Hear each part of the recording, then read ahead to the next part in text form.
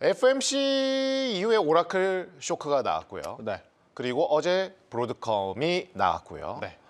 전반적으로 AI 그래 뭐 오라클은 그 전부터 실적에 대한 의구심들이 좀 있었다. 그거를 그냥 되짚어주는 측면이었는데 시장은 좀 놀란 측면들은 분명히 있어요. 그렇게 보고 어떻게 보면 재료에 대한 민감도는 똑같을 수는 없죠. 민감, 주관에 가까운 거니까. 네. 그런데 이제 재료의 기준으로 본다라면은 똔똔, 쌤쌤 뭐 요 정도 아닐까 싶은데 아까도 선물 시장 보셨다시피 네. S&P 낙폭이 좀 제한적이고요. 다우는 별 크게 영향을 안 받는 것 같고요. 그게 제가 오늘 드리고 싶은 이야기의 포인트입니다. 네.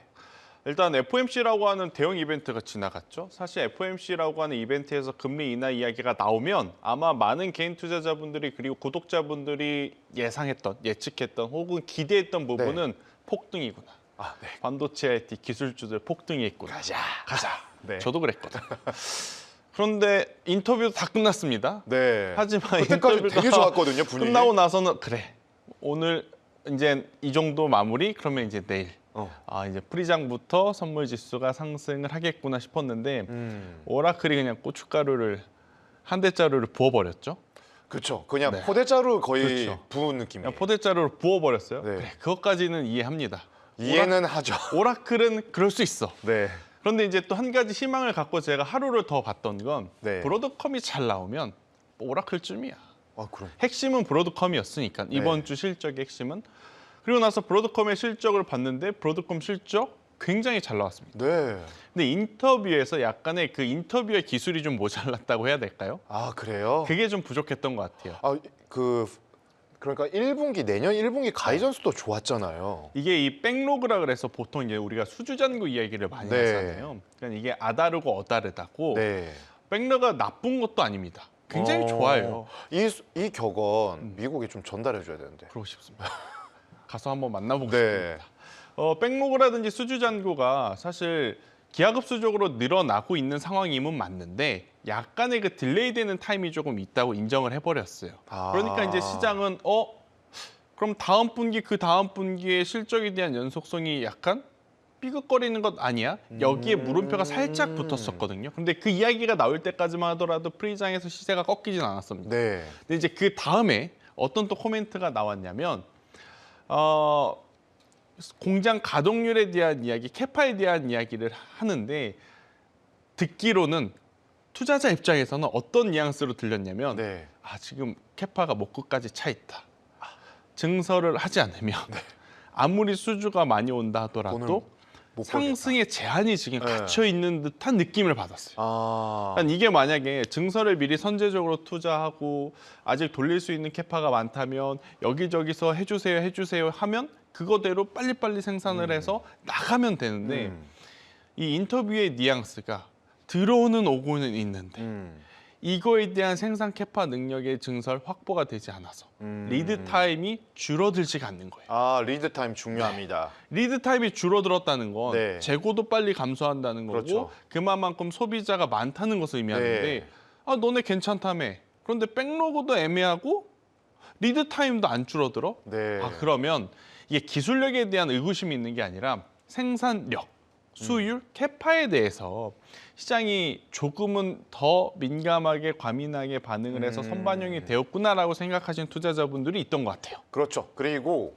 이 브로드컴의 고객분들도 그거는 다 인지를 하고 있겠지만 일단 우리 일상생활 그렇잖아요. 기다려주는 고객도 있는 반면에 그렇죠. 다른 가게나 다른 사이트를 가는 고객도 계시잖아요. 맞아요. 네. 그러니까 그런 게 가장 큰 걱정인 거죠. 아니 지금 초격차 광장을 통해서 남들보다 빠르게 해야 되는데 남들보다 지금 처진다고 보여지면 완전히 도태가 될 수가 있거든요. 물론 이제 표현을 제가 과격해서 그렇지 그럴 일은 없겠지만 뭔가 엔비디아 같은 경우에는 엔비디아도 처음부터 증설하지 않고 맡겨서 생산을 하기 때문에 생산 캐파를 빠르게 확보하지 않았음에도 불구하고 그 친구들은 올랐잖아요 라고 이야기할 수 있는데 그 친구들은 무엇을 그러면 뭘로 극복했느냐? 말도 안 되는 영업 마진율로 극복했습니다. 말도 안 돼. 우리 아니면 못해. 이런 이미지잖아요. 네. 영업이익률이 저렇게 높으면 사실 대체 제품을 쓰거나 그렇죠. 대체자가 나오기 마련이거든요. 네, 분명히 그거에 대해서 배가 아프죠. 아프죠. 네. 사업하시는 입장에서는 저 기술 범용인데 그것도 우리가 할 수 있을 것 같은데 근데 못하는 이유가 결국 그들의 어떤 쿠다 플랫폼만의 아키텍처만의 그런 생태계 그동안에 수년 동안 수십 년 동안 쌓아온 그들만의 생태계의 힘이 거기서 나오는 거거든요. 무튼 그들은 말도 안 되는 영업 이익률을 보여주면서 정면 돌파한 것과 브로드컴은 아직은 그 정도까지는 아니다 보니 네. 우리가 브로드컴을 너무 고평가했나? 아. 엔비디아의 경쟁사라면서 우리가 엔비디아만큼 상승하기를 원했나? 이미 밸류적으로 보면 사실 네. AMD라든지 인텔이라든지 이런 기업들 대비 좀 높다고 평가를 받고 있었던 상황이었어요. 그런데 높았어도 움직였었던 건 구글 형님의 이 끌어줌이 있어서 다 가능했었던 거거든요. 근데 이제 숫자를 보니까 이제 계산기를 두들겨 보죠. 네, 좀 섭섭해하는 것 같더라고요. 이게 옛날에 그런 거 있었어요. 초격차 사회 말씀하셨는데 디테일의 힘이라고 아주 조그마한 것에서 차이가 나고 그 차이가 누적이 되면은 이게 따라잡기가 어려운 격차로 벌어진다라는 과거에 이제 아주 세밀한 공정이나 어떤 매니지먼트에 대한 부분들을 얘기하는 이론들, 경영학 이론들이 많았었는데요. 사실 이 AI는 시장에 대한 부분이 그것보다는 다른 부분이 중요하나 지금 이러한 흐름 속에서는 그런 거에도 조금 민감하게 반응할 수가 있다. 그도 그렇고 CEO님이 전력기기 회사 주식을 가지고 있는 거 아닌가라는 착각이 들 정도의 멘트를 합니다. 본인 회사 이야기들을 쭉 하다가 네. 마지막 한 20% 정도는 어떤 이야기를 하냐면 지금 다른 데서 병목 현상이 일어나는 게 문제가 아니라 네. 하드웨어는 다 개선이 된다. 근데 문제는 지금 전력기기다. 전력이다. 그러면서 전력 인프라에 대한 이야기를 엄청나게 하시더라고요. 그리고 여기에 더 확장해서 구리 가격까지 이야기를 하시면서 구리 끝났어요. 가격 요즘 높죠. 네. 아주 높죠. 그렇죠. 네. 그러다 보니까 막상 브로드컴에서 인터뷰가 나왔는데 프리자에서 더 강하게 시세가 나온 게 전력기기. 그래서 오늘 우리나라 죽 서서. 국내 증시의 남좋네. 관련주들 중에 네. 전력기기주들이 강했던 이유. 이런 시나리오가 있었다. 네, 알겠습니다. 일단 또 이제 그 다음에 또 얘기가 또 진행이 될 테니까 이 정도 질문으로 마무리를 하는데 AI에 관련된 내러티브. AI가 없어질 거란 생각은 아무도 없어요. 자연으로 돌아가지 이거 말도 안 되는 없죠. 얘기예요. 네. 무조건 가는데 그 속에서 이게 건전한 성장, 발전에 꼭 끼는 게 이제 우리 배에 끼는 지방처럼 버블 관련된 부분이 있는데 지금 전반적으로 그런 우려가 있지만 빅테크를 압박하는 그런 상황 속에서도 그래도 이 정도면은 삐그덕삐그덕 되면서 막 올라가는 건 아니어도 선방하는 수준인가요? 그러니까 제가 계속 강조드리고 싶은 건 버블론이 아니에요. 이건 버블이 될 수가 없습니다. 버블이 될 수가 네.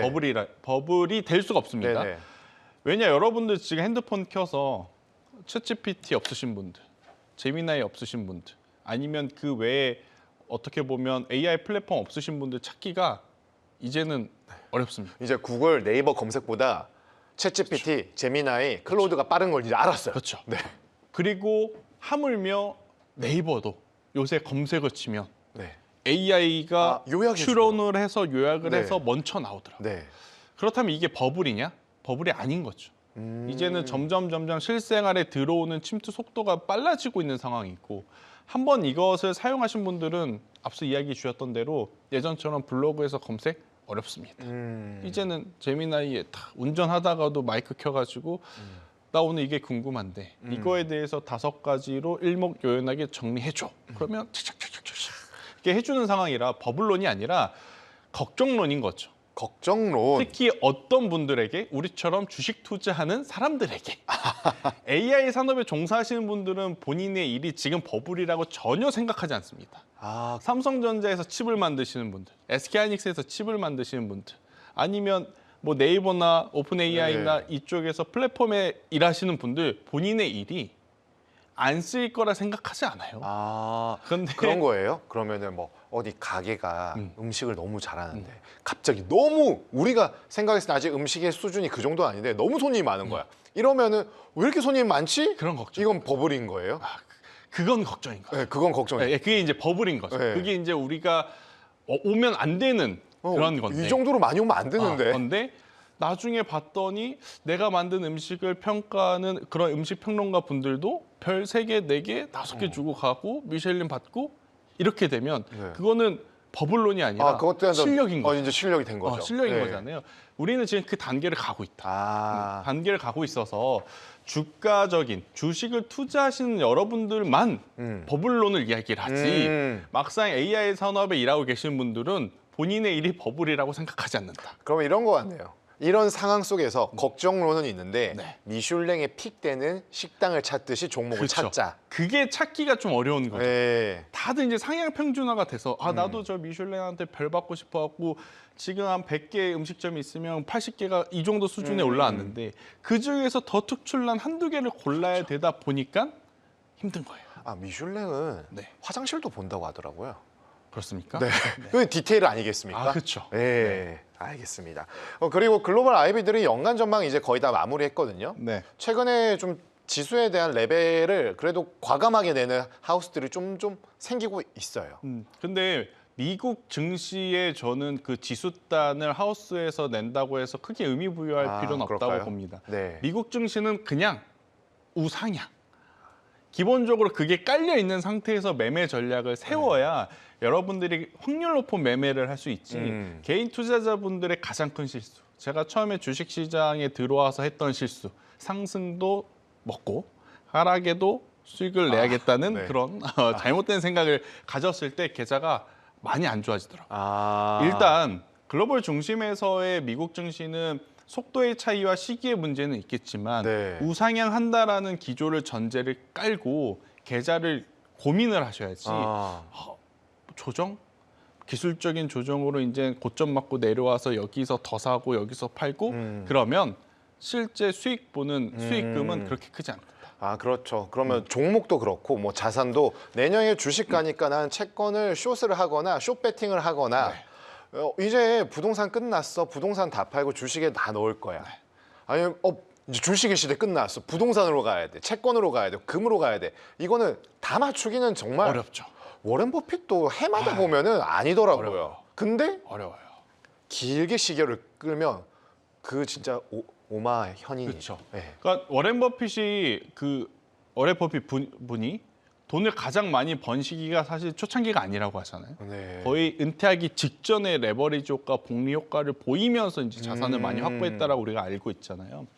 그것을 보면서 우리도 좀 약간의 자기 반성들을 좀 하셔야 됩니다. 내가 샀다 그래서 무조건 주식이 올라가야 된다? 이런 생각을 좀 내려놓고 천천히 모아갈 주식과 과감하게 질렀다가 혹은 그게 아니라면 정리해야 될 주식을 저는 나눠야 된다라는 거죠. 구글, 엔비디아 베팅했다가 안 되면 정리할 주식입니까? 아니죠. 아, 그 말씀 아까 이어서 생각하는데 갑자기 생각하는데 내가 가는 식당은 나한텐 최고지만 그럴 수 미슐랭은 아닐 수 있잖아요. 그럴 수 있어요. 그럴 수 나는 이 집이 제일 맛있어 하는데 그건 너의 입맛일 뿐이야. 뭐 우리 어머니 아버지가 하는 가게 네. 내 입맛에서는 최고인데 네. 왜 손님이 없어?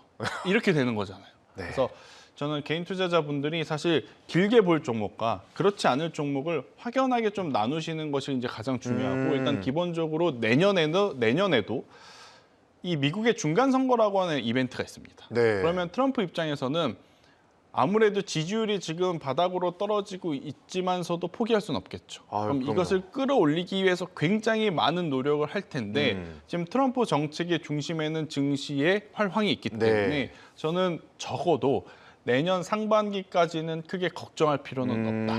이런 이야기를 드리고 싶고 네. 그리고 FOMC에서 지금 내년 금리에 대한 중앙값이랑 현재 가격에 그렇게 차이가 많이 안 나요. 네, 그렇죠. 그래서 이제 시장에서는 3번일 줄 알았는데 이렇게 되면 한 번 더 어려운 것 아니야?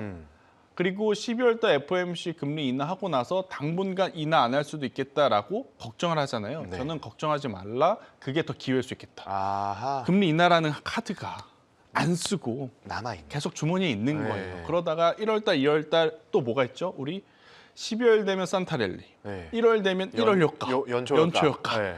그러니까 이제 그거대로 갔다가 네. 정 안 될 때 이제 아. 금리 인하 카드가 나올 그 타이밍들이 있거든요. 그래서 제발 꺼내줘. 그죠?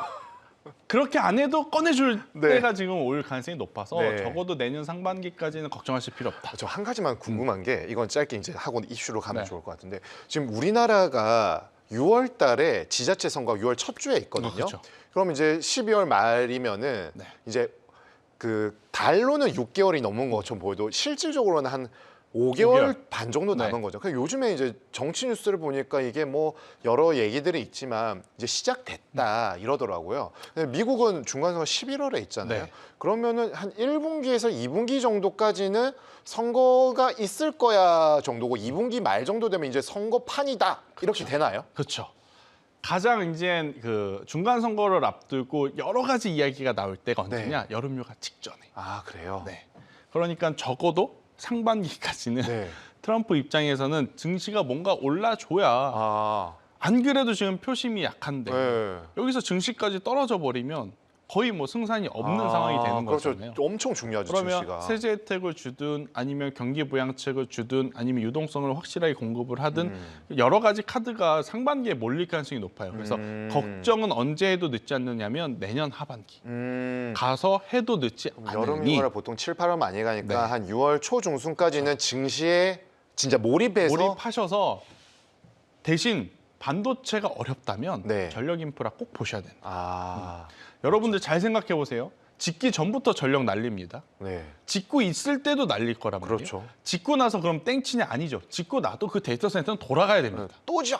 그럼 여기 또 지어야 되고 네. 그러면 전력 인프라는 계속 누적되고 여기도 필요하고 저기도 필요하고 그러한 상황이라 전력 인프라를 보셨으면 좋겠고 한 가지 더 짧게 좀 이야기를 드리면 마이크로소프트의 행보에 제가 요새 눈여겨보는 건 뭐냐면 인도 시장에 진출하는 거. 이번 주 뉴스가 컸잖아요. 이번 주 뉴스에 컸잖아요. 저는 그걸 보면서 마이크로소프트가 얼마를 벌 거냐 이걸 계산한 게 아니라 만약에 마이크로소프트가 인도 넘어가서 데이터 센터를 지으면 인도에 이 데이터 센터에 전력을 공급할 수 있는 인프라가 지금 되어 있나? 그거를 찾아봤거든요. 아, 제가 인도의 그 여러 가지를 봤는데 인프라가 굉장히 부족합니다. 아하. 잘 사는 지역이 있지만 그 지역 범위가 굉장히 좁고 마이크로소프트라든지 미국의 테크 기업들이 넘어가서 데이터 센터를 짓고자 하는 지역들은 네.